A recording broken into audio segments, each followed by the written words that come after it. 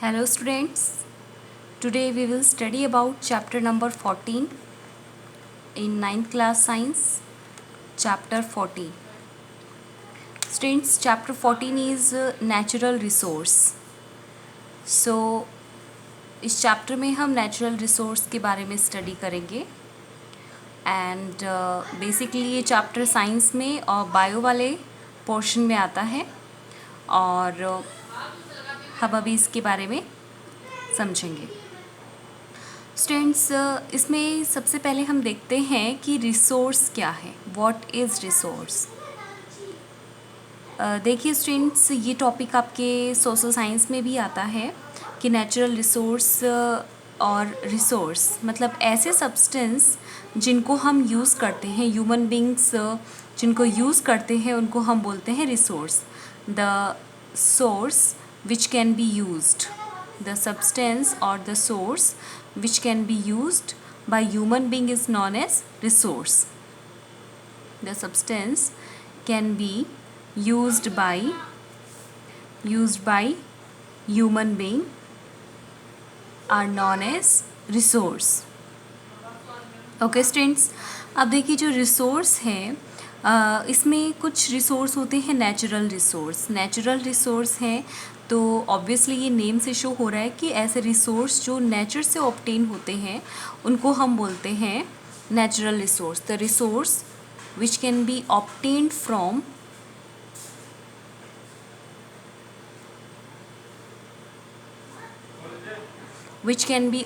From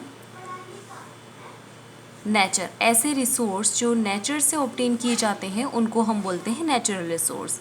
और जैसे कि आप जानते हैं एयर है, वाटर है, सॉइल है, तो ये सब इसके एग्जाम्पल हो जाएंगे। ओके स्टूडेंट्स, तो इसके बारे में आपको पहले से भी पता था, तो हमने इसको थोड़ा रिवाइज किया कि रिसोर्स क्या है और नेचुरल रिसोर्स क्या है।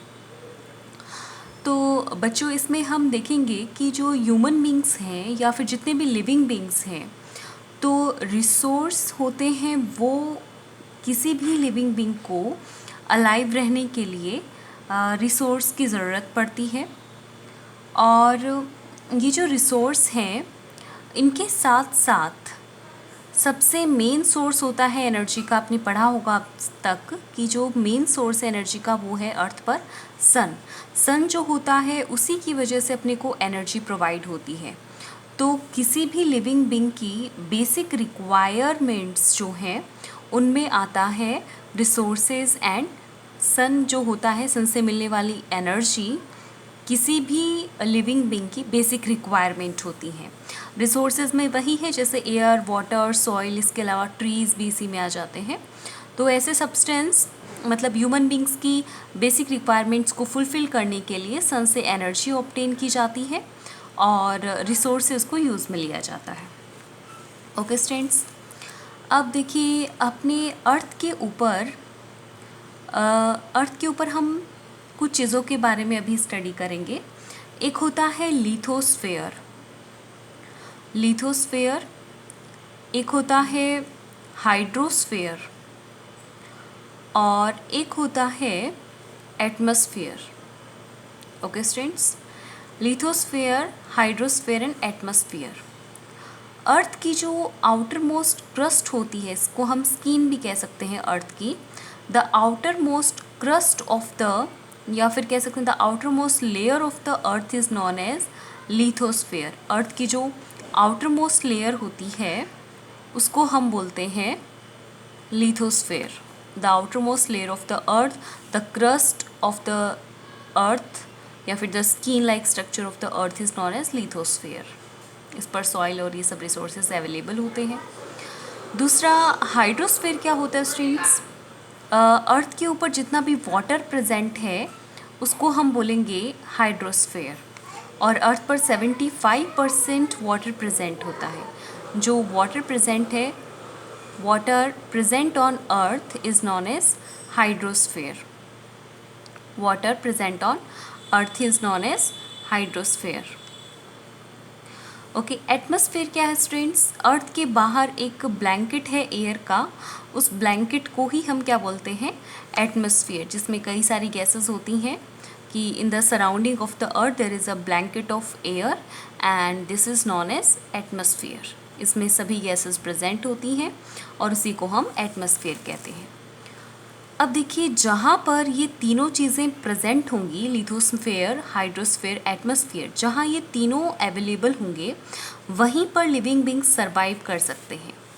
और जहाँ ये तीनों कंबाइन होते हैं, यानी कि जहाँ ये तीनों स्फेयर्स, जैसे कि हम कह सकते हैं कि लिथोस्फेयर है और हाइड्रोस्फेयर है और एटमॉस्फेयर है, जहाँ पर ये तीनों प्रेजेंट होंगे, तो जैसे कि ये एरिया मान लीजिए, इसको हम कह सकते हैं, जैसे ये लिथोस्फेयर हो गया, ये हाइड्रोस्फेयर मान लेते हैं, ये एटमॉस्फेयर मान लेते हैं, तो जहाँ पर ये तीनों चीज़ें अवेलेबल होती हैं उसको हम बोलते हैं बायोस्फेयर।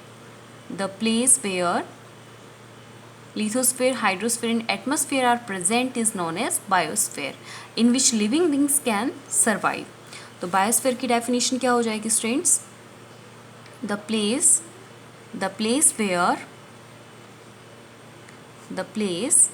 where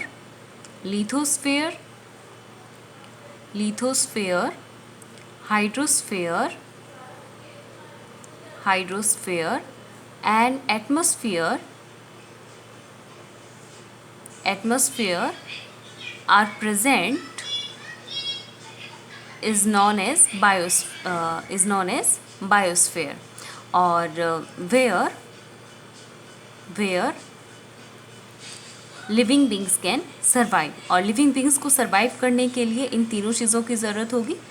तो उस एरिया को, उस प्लेस को या उस रीजन को ही हम क्या बोलेंगे? बायोस्फीयर बोलेंगे। ओके स्टूडेंट्स, एक बार फिर से रिपीट करते हैं कि रिसोर्सेज क्या हैं, ऐसे सब्सटेंस जो ह्यूमन बींग्स यूज़ कर सकते हैं उनको हम रिसोर्स कहते हैं। नेचुरल रिसोर्स, ऐसे रिसोर्स जो नेचर से ऑब्टेन होते हैं, like air, water, soil, trees, इनको हम बोलते हैं नेचुरल रिसोर्स। रिसोर्स और सन से मिलने वाली एनर्जी बेसिक रिक्वायरमेंट होती है। आउटर मोस्ट क्रस्ट या फिर the outermost layer of the earth is known as lithosphere. The water present on the earth is known as hydrosphere.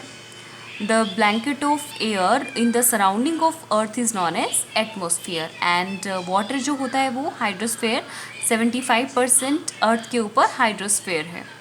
जहाँ पर ये तीनों स्फेयर कंबाइन होते हैं, the region where hydrosphere, lithosphere, atmosphere combine together is known as biosphere, और यहीं पर living being survive कर पाते हैं।